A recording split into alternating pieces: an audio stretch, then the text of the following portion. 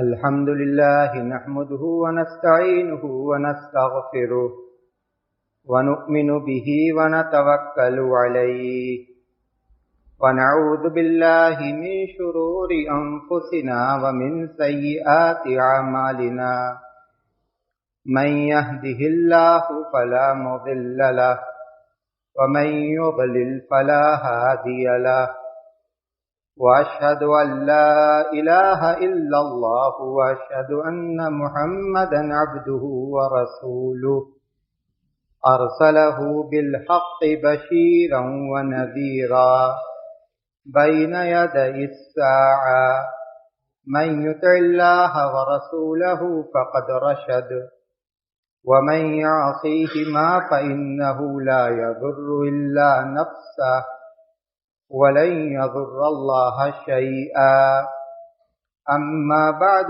فإن خير الحديث كتاب الله وخير الهدي هدي محمد صلى الله عليه وسلم وشر الأمور محدثاتها وكل محدثة بدعة وكل بدعة ضلالة وكل ضلالة في النار. أعوذ بالله من الشيطان الرجيم. بسم الله الرحمن الرحيم. ولقد خلقنا الإنسان ونعلم ما توسوس به نفسه ونحن أقرب إليه من حبل الوريد إذ يتلقى المتلقيان عن اليمين وعن الشمال قعيد ما يلفظ من قول إلا لديه رقيب عتيد.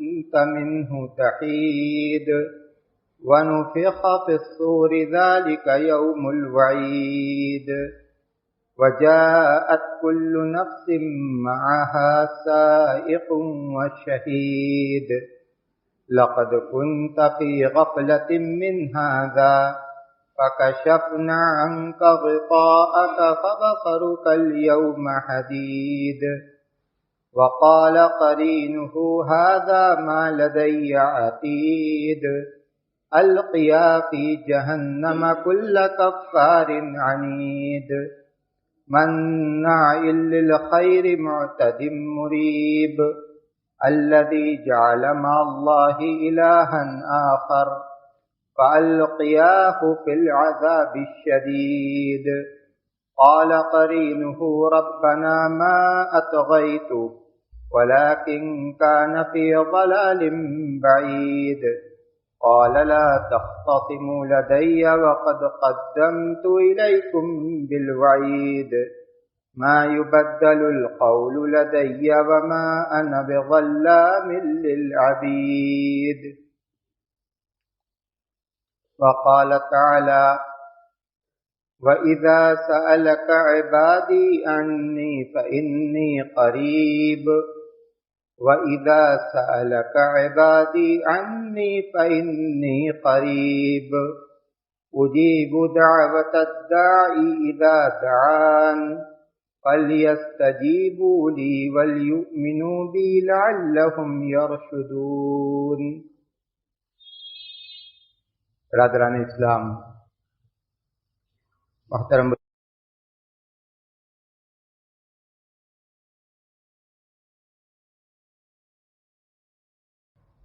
اللہ تبارک و تعالی نے ہم انسانوں کو اپنی عبادت اور بندگی کے لیے پیدا فرمایا ہے. ہمارے لیے عبادت کی صورتوں کو، عبادت کی شکلوں کو مشروع کیا. نماز کے ذریعے سے بھی ہم اپنے رب کی عبادت کرتے ہیں،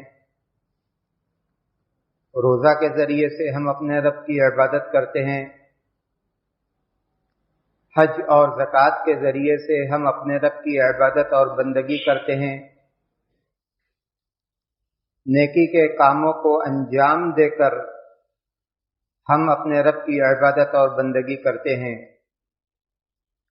और गुनाहों से अपने आप को बचाकर हम इबादत के तकाज़ों को पूरा करते हैं। इबादत की किस्मों में, इबादत की सूरतों में एक सूरत बहुत ही अज़ीमुश्शान है जिसे हम दुआ के नाम से जानते हैं। ये एक ऐसी सूरत है जो हमारे रब को बहुत महबूब है। ऐसी सूरत जो बंदों को रब से करीब करती है। ऐसी सूरत जिसके ज़रिए से बंदा अपनी बंदगी, आजिज़ी और इनकिसारी का मुज़ाहरा करता है। ऐसी सूरत जिसके ज़रिए से बंदा इस बात का इकरार करता है कि वो रब को अपना खालिक व मालिक मानता है,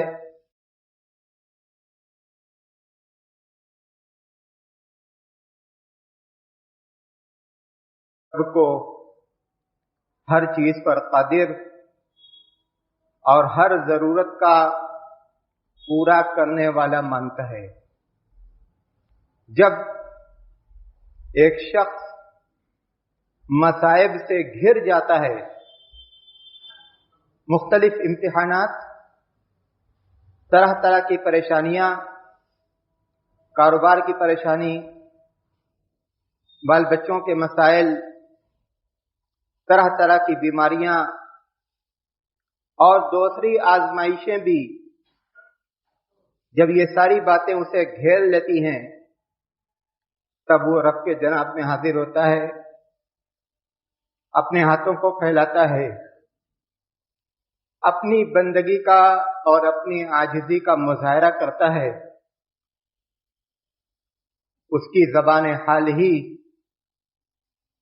उसके रब के करम के दरिया को उसके लिए बहा देती है। आंखों से निकलने वाले अश्क रब के जलाल को दावत देते हैं और इसके बाद वो खुद ये महसूस करता है कि उसने जैसे ही अपने रब से सरगोशी की, अपने रब से लौ लगाई, जो प्रेशर और दबाव उसके ज़हन दिमाग पर था, आंखों से बहने वाले अश्क के साथ वो सारा प्रेशर और दबाव उसके ज़हन दिमाग से उतर गया। एक खातून अल्लाह के रसूल सल्लल्लाहु अलैहि वसल्लम के पास आती हैं अपने शौहर की शिकायत लेकर। अल्लाह के रसूल सल्लल्लाहु अलैहि वसल्लम अपने हुजरे में हैं। उसी हुजरा में किनारे उम्मुल मोमिनीन माई आयशा रज़ियल्लाहु ताला अन्हा भी मौजूद हैं। खातून ने अल्लाह के रसूल सल्लल्लाहु अलैहि वसल्लम से जो गुफ्तगू की, हज़रत आयशा रज़ियल्लाहु ताला अन्हा उस गुफ्तगू को सुन न सकीं। उसी हुजरे में मौजूद हैं, वहीं किनारे मौजूद हैं, लेकिन इस गुफ्तगू के बाद कुरान करीम की आयत नाजिल हुई। कुरान करीम की आयतें नाजिल हुई, क़द समिअ अल्लाहु क़ौला अल्लती तुजादिलुका फ़ी ज़ौजिहा व तश्तकी इलल्लाह वल्लाहु यस्मअु तहावुरकुमा। तहक़ीक़ कि अल्लाह ने उस खातून की बात सुन ली जो है नबी आपसे अपने शौहर की शिकायत कर रही थी, और आपने भी उस खातून से जो कुछ कहा अल्लाह ने उसे भी सुना। हम अल्लाह के हुजूर में हैं, हम अल्लाह के जनाब में हैं, हम अपने रब से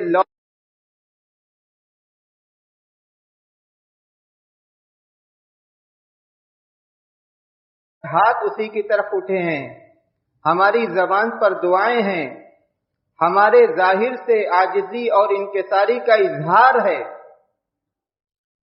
ہمیں یہ یقین ہونا چاہیے، ہمیں یہ یقین ہونا چاہیے کہ ہمارا رب ہمیں دیکھ رہا ہے اور ہمارا رب ہمیں سن رہا ہے۔ جب اس ایمان کے ساتھ اور اس یقین کے ساتھ ہم دعائیں کریں گے اور ساتھ ساتھ اس بات پر بھی یقین ہوگا کہ وہی دعاؤں کو سننے والا ہے اور وہی ضرورتوں کو پوری کرنے والا ہے، عاجزی بھی ہو، انکساری بھی ہو، الحاح بھی ہو، اور ساتھ ساتھ ہم جب دعا کریں تو دعا کی قبولیت کے لیے جلد بازی بھی نہ ہو، جلد بازی نہ ہو۔ اللہ تبارک و تعالیٰ کبھی اپنے بندوں کی دعاؤں کو فوراً سنتا ہے، کبھی اللہ تبارک و تعالیٰ بندوں کی دعاؤں کو تو سنتا ہے لیکن اس کی اس مانگ کو پوری نہیں کرتا جو وہ مانگتا ہے، کبھی اس کے بدلے میں اس کو کوئی دوسری نعمت دے دیتا ہے، کبھی اس کے بدلے میں جو وہ مانگتا ہے اس سے بہتر اس کو دیتا ہے۔ اللہ تبارک و تعالیٰ اپنی حکمت و مشیت کو جانتا ہے کہ اسے اپنے بندوں کے ساتھ کیا کرنا ہے، اور وہ اپنے بندوں پر بڑا کرم کرنے والا ہے، اپنے بندوں پر بڑا کرم کرنے والا ہے۔ آج کی اس دنیا میں ہمارا ایمان یا ہمارا بھروسہ ظاہری اسباب پر ہو گیا، ہم یہ کریں گے تو ایسا ہو جائے گا، ہم وہ کریں گے تو ایسا ہو جائے گا۔ اگر عقیدہ کی روشنی میں دیکھا جائے تو یہ بات بہت ہی خطرناک ہے۔ ظاہری اسباب پر یقین کر لینا اور اللہ تبارک و تعالیٰ کو فراموش کر دینا، یہ بہت خطرناک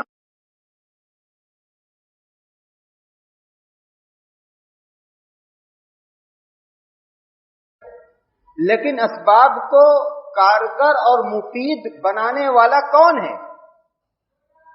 دو شخص بیمار ہوتے ہیں، دونوں ایک ہی دوا کھاتے ہیں، ایک کو اس دوا سے آرام ملتا ہے، دوسرے کو اس دوا سے آرام نہیں ملتا۔ کیوں ایسا ہے؟ کیوں ایسا ہے؟ جب اللہ کا حکم ہوگا، جب اللہ کی اجازت ہوگی، جب اللہ کی مشیت ہوگی، تب وہ سبب ہمارے لیے کارگر بنے گا۔ وَمَا تَشَاءُونَ إِلَّا أَن يَشَاءَ اللَّهُ، صرف تمہارے چاہنے سے نہیں ہوگا، جب اللہ کی مشیت ہوگی تب وہ سبب ہمارے لیے کارگر بنے گا۔ مَا شَاءَ اللَّهُ كَانَ وَمَا لَمْ يَشَاء لَمْ يَكُنْ، جو اللہ چاہے گا وہ ہوگا، جو نہیں چاہے گا وہ نہیں ہوگا۔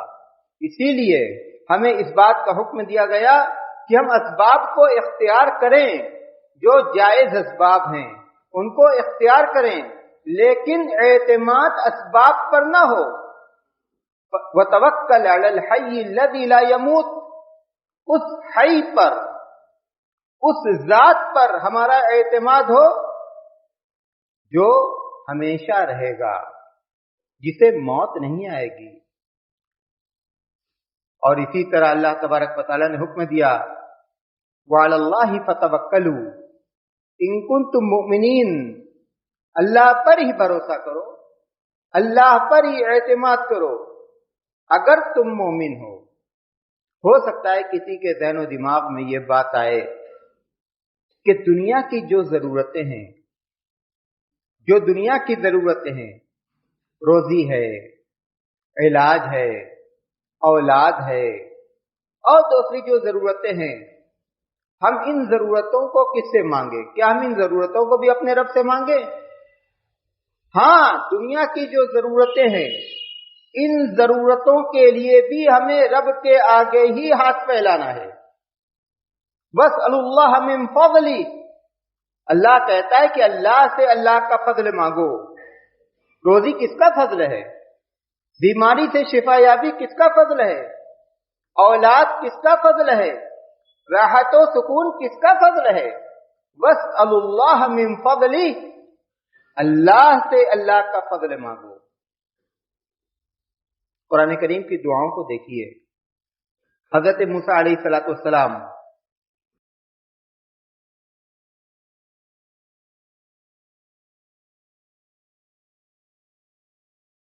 کا قتل ہو گیا۔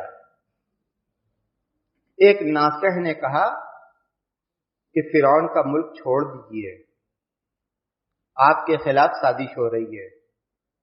فخرج منها خائفا يترقب قال ربی نجنی من القوم الظالمین، وہاں سے ڈرتے ہوئے نکلے اور زبان پر یہ دعا کہ اے رب تو مجھے ظالموں سے بچا۔ مدین پہنچے، چند شریف زادیاں تھیں، ان کے ساتھ ان کے جانور تھے، جانوروں کو پانی پلایا۔ فسقى لهما ثم تولى الى الظل فقال ربي اني لما انزلت الي من خير فقير۔ سائے میں آئے اور یہ دعا کی کہ اے رب تو اس وقت مجھے اپنی جو بھی نعمت دے گا، جس فضل سے بھی نوازے گا، میں اس کا ضرورت مند ہوں۔ اجنبی تھے، لوگ شناسا نہیں تھے، بھوکے بھی تھے، کام کی بھی تلاش تھی، روزی کی بھی تلاش تھی، سرپرستی کی بھی تلاش تھی، ٹھکانے کی بھی تلاش تھی۔ اللہ سے کہا جو بھی فضل اس وقت تو مجھے دے گا میں اس کا محتاج ہوں۔ حضرت موسیٰ کی دعا سنی گئی، فوراً سنی گئی، فوراً سنی گئی۔ دعا کے آداب میں سے یہ ہے کہ نیکی کا کام کیا جائے، اس کے ساتھ یا اس کے بعد دعا کی جائے۔ حضرت موسیٰ نے ایک بڑی نیکی کو انجام دیا، اس کے بعد یہ دعا کی۔ حضرت ابراہیم اور حضرت اسماعیل اللہ کے گھر کو تعمیر کر رہے ہیں، ساتھ ساتھ دعا کر رہے ہیں کہ ربنا تقبل منا انک انت السمیع العلیم۔ اللہ کے رسول صلی اللہ علیہ وسلم کے پاس ایک نابینا صحابی آئے، کہا کہ اللہ کے رسول دعا کر دیجئے میری بینائی لوٹ جائے۔ آپ نے کہا کہ چاہو تو میں دعا کروں اور چاہو تو صبر کرو، صبر کرنا تمہارے لیے بہتر ہے۔ صحابی نے کہا کہ اللہ کے رسول آپ دعا کیجئے۔ اللہ کے رسول نے کہا کہ 2 رکعت نماز پڑھو، 2 رکعت نفل نماز پڑھو اور اس کے بعد یہ دعا کرو۔ آپ نے صحابی کو دعا سکھلائی۔ اللہ کے رسول صلی اللہ علیہ وسلم نے جس طرح اس صحابی کو جو بتلایا تھا، جو صورت بتلائی تھی، اس صحابی نے اسی طرح سے 2 رکعت نماز پڑھی، دعا کی، اللہ کے حکم سے ان کی بینائی لوٹ آئی۔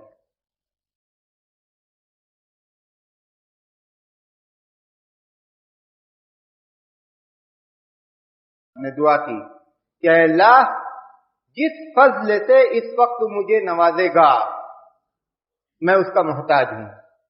فجاءته احداهما تمشي على استحياء قال ان ابي يدعوك ليجزيك اجر ما سقيت لنا فلما جاءه وقص عليه القصص قال لا تخف نجوت من القوم الظالمين۔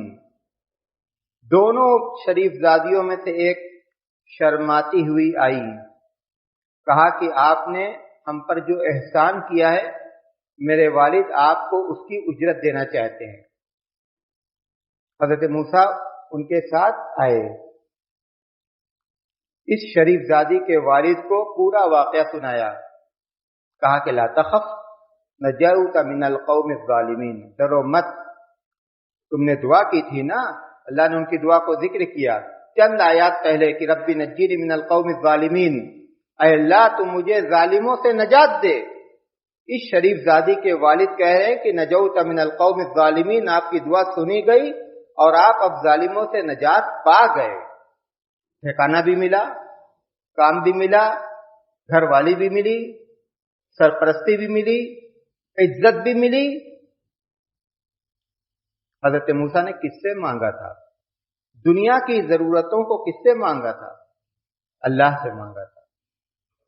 وَأَيُّوبَ إِذْ نَادَى رَبَّهُ وَأَيُّوبَ إِذْ نَادَى رَبَّهُ أَنِّي مَسَّنِيَ الضُّرُّ وَأَنْتَ أَرْحَمُ الرَّاحِمِينَ۔ حضرت ایوب علیہ السلام سورہ انبیاء کی آیت کریمہ 18 سال تک بیمار تھے، ایسی بیماری کہ گھر والوں نے ساتھ چھوڑ دیا، جو مال تھا ختم ہو گیا، جو بچے تھے وفات پا گئے، صرف بیوی خدمت کرتی تھی۔ اللہ سے دعا کی کہ اللہ مسنی الضر وانت ارحم الراحمین، میں بہت تکلیف میں ہوں اور تو بہت رحم کرنے والا ہے۔ فاستجبنا لہ، اللہ کہتا ہے کہ ایوب کی دعا کو ہم نے سنا۔ کس بات کی دعا کی تھی؟ بیماری سے نجات کی، بیماری سے نجات کی دعا کی۔ ارکض برجلک، دوسری آیت، ارکض برجلک ھذا مغتسل بارد وشراب، طریقہ بتایا، جہاں ہو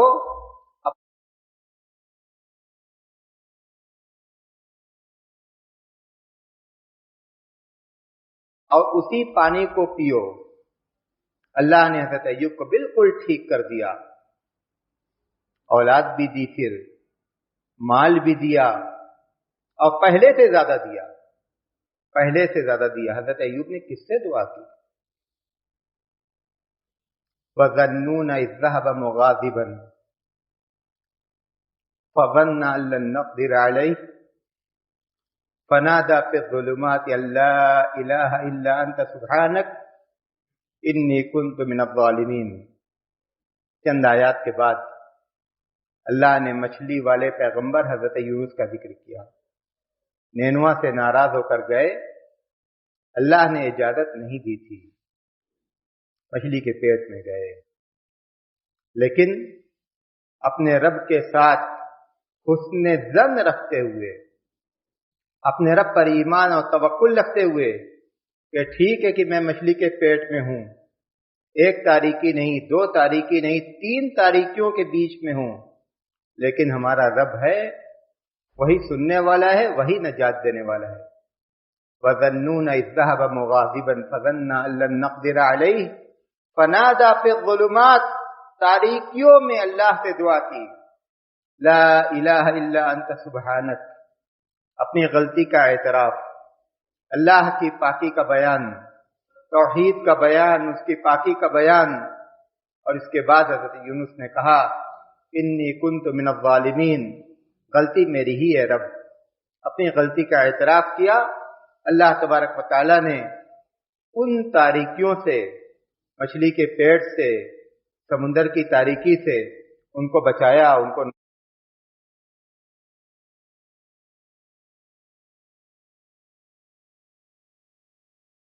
وَزَكَرِيَّا إِذْ نَادَىٰ رَبَّهُ رَبِّ لَا تَذَرْنِي فَرْدًا وَأَنْتَ خَيْرُ الْوَارِثِينَ۔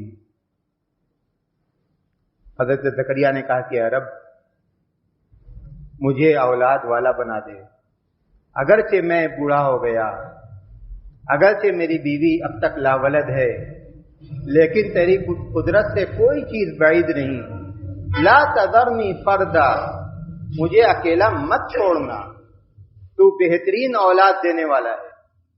اللہ نے حضرت زکریا کی دعا کو بھی سنا۔ غور کیجئے، ایک نبی نے اولاد مانگی تو اللہ سے مانگی، ایک نبی نے مچھلی کے پیٹ سے نجات مانگی تو اللہ سے مانگی، ایک نبی نے دنیا کی دوسری ضرورتوں کو مانگا تو اللہ سے مانگا۔ جو مسائل ہیں، جو پریشانیاں ہیں، جو دقتیں ہیں، ہم اپنے رب پر اعتماد کریں، اسی سے لو لگائیں۔ اور اس کے ساتھ ساتھ ان انبیاء کے ذکر کے بعد اللہ نے فرمایا اولئک یسارعون فی الخیرات ویدعوننا رغبا ورہبا وکانوا لنا خاشعین۔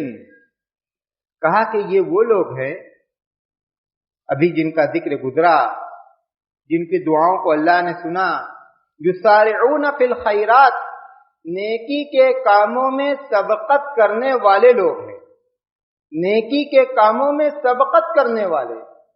وَيَدْعُونَنَا خَوْفًا وَرَهْبًا، ہمیں پکارتے ہیں امید بھی رکھتے ہوئے کہ اللہ ہماری دعاؤں کو سنے گا، وَرَهْبًا، اور ڈرتے ہوئے بھی، ہمارے عذاب سے، ہماری گرفت سے ڈرتے ہوئے۔ وَكَانُوا لَنَا خَاشِعِينَ، اور وہ ہم سے ڈرنے والے لوگ ہیں۔ اللہ تبارک و تعالیٰ نے سورہ بقرہ میں جب فرمایا کہ وَإِذَا سَأَلَكَ عِبَادِي عَنِّي فَإِنِّي قَرِيبٌ، اے نبی جب آپ سے میرے بندے پوچھے میرے بارے میں تو آپ بتلا دے کہ میں ان سے قریب ہوں۔ اجیب دعوت الداعی اذا دعان، پکارنے والا جب پکارتا ہے تو میں اس کی دعا کو سنتا ہوں، میں اس کی دعا کو سنتا ہوں، میں اس کی دعا کو قبول کرتا ہوں۔ فَلْيَسْتَجِيبُوا لِي وَلْيُؤْمِنُوا بِي، اسے چاہیے کہ وہ میری فرما برداری کرے۔ دعا کی قبولیت کے لیے رب کی اطاعت کی جائے، رب کی فرما برداری کی جائے۔ رب نے جو کچھ کہا ہے اسے ہم سنیں، اسے ہم مانیں، اسے ہم کریں، تب رب ہماری سنے گا۔ فَلْيَسْتَجِيبُوا لِي، بندوں کو چاہیے کہ میری فرما برداری کریں، وَلْيُؤْمِنُوا بِي، مجھ پر ایمان رکھیں، اس بات پر ایمان کہ رب ہی سننے والا ہے۔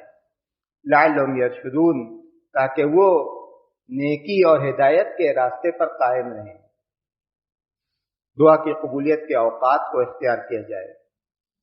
سجدے میں کی گئی دعائیں رد نہیں ہوتی، اذان اور اقامت کے درمیان کی گئی دعائیں رد نہیں ہوتی۔ ایک شخص سفر میں ہوتا ہے، سفر میں کی گئی دعائیں رد نہیں ہوتی۔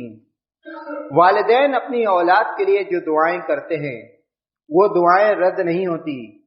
جمعہ کے دن عصر کے بعد سے لے کر سورج کے غروب ہونے تک کی گئی دعائیں رد نہیں ہوتی۔ فجر سے پہلے جس کو ہم سحری کا وقت کہتے ہیں، اس وقت کی گئی دعائیں رد نہیں ہوتی۔ اس کے علاوہ اور بھی چند اوقات ہیں، اگر ہم چاہتے ہیں کہ اللہ تبارک و تعالی ہماری دعاؤں کو سنے تو دعاؤں کی قبولیت کے جو اوقات ہیں ان کو اختیار کیا جائے، ان کو اختیار کیا جائے۔ نماز میں سلام پھیرنے سے پہلے کا جو وقت ہے اس وقت کی دعائیں بھی رد نہیں ہوتی۔ اسی طرح سے فجر کے بعد، فجر کی نماز کے بعد کا جو وقت ہے وہ بھی بہت بابرکت وقت ہے۔ روزی کے نازل ہونے اور روزی کے تقسیم ہونے کا وقت ہے۔ اس وقت بھی ہمیں چاہیے کہ ہم دعاؤں کا اہتمام کریں، مسجد میں ہم اہتمام کریں، اپنے گھر کے اندر ہم اہتمام کریں، لیکن دعاؤں کا اہتمام کیا جائے۔ صحیح مسلم کی ایک حدیث قدسی ہے، اس کو سنا کر میں خطبہ ختم کرتا ہوں۔ اللہ تبارک و تعالیٰ فرماتا ہے، یا عبادی کلکم ضال الا من ہدیت فاستہدونی اہدکم، اے بندو تم سب کے سب گمراہ ہو سوائے اس کے جسے میں نے ہدایت دی، تو مجھ سے ہدایت طلب کرو میں تمہیں ہدایت دوں گا۔ یا عبادی کلکم جائع الا من اطعمت فاستطعمونی اطعمکم، تم سب کے سب فقر و فاقہ کے شکار ہو سوائے اس کے جسے میں کھلاؤں، جسے میں روزی دوں، مجھ سے روزی مانگو میں تمہیں روزی دوں گا۔ یا عبادی کلکم عاد الا من کسوت، اے بندوں تم سب کے سب بے ستر ہو سوائے اس کے جسے میں لباس دوں، مجھ سے لباس مانگو میں تمہیں لباس دوں گا۔ دیکھیے اس حدیث کے اندر اللہ کہتا ہے رزق مجھ سے مانگو، لباس مجھ سے مانگو۔ تو دنیا کی جو ضرورتیں ہیں ان ضرورتوں کے لیے خاص طور سے دین کی ضرورتوں کو مقدم رکھا جائے، لیکن دنیا کی ضرورتوں کے لیے بھی ہم اپنے رب سے لو لگائیں اور ہم اپنے رب سے مانگیں۔ جو اسباب فراہم ہیں ان اسباب کو اختیار کریں، لیکن ساتھ ساتھ ایمان اور اعتماد اللہ کی ذات پر ہو کہ اللہ تبارک و تعالی ہی ان اسباب کو ہمارے لیے کارگر اور مفید بنانے والا ہے۔ اللہ تبارک و تعالی ہماری پریشانیوں کو دور کرے، ہمارے کاموں میں ہمارے لیے آسانی پیدا کرے۔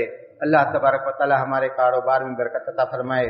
جو لوگ بے روزگار ہیں انہیں برسر روزگار کر دے، جو بیمار ہیں اللہ تبارک و تعالی اپنے فضل و کرم سے انہیں صحت اور عافیت عطا کرے۔ جب تک زندہ رکھ بار الہ تو ہمیں ایمان کے ساتھ زندہ رکھ، جب موت آئے تو توحید پر آئے۔ وآخر الدعوانا الحمد للہ رب العالمین۔